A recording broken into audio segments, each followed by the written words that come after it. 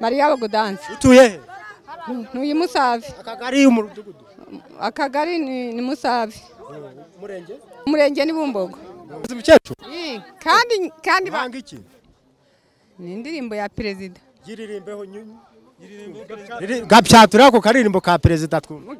Ngo Paul Kagame wacu yageze mu Rwanda yaduhaye amahoro n'umutekano.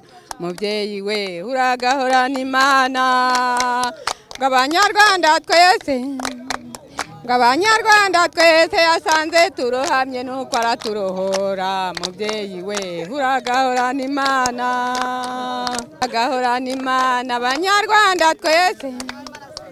Abanyarwanda twese wibuka wavuye wibuke FPR ikigera mu Rwanda naho yadukuye. Mubyeyi we uragahorana Imana.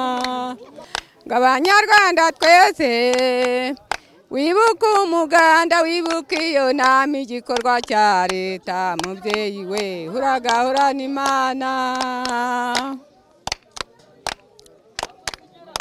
Ngo Paul Kagame wacu abana n'amahanga kandi murabireba kandi biramukwiye. Mubyeyi we uragahorana ituze. Ngo amahanga yaraje aje kureba u Rwanda yahasanze ibyiza yibagiwe gutaha. Mubyeyi we uragahorana ituze. Ntugira ngo ndabeshya uzafata iyo ndege wiyizirika Kanombe ku kibuga cy'indege. Indege zihatatswe n'izitatse u Rwanda.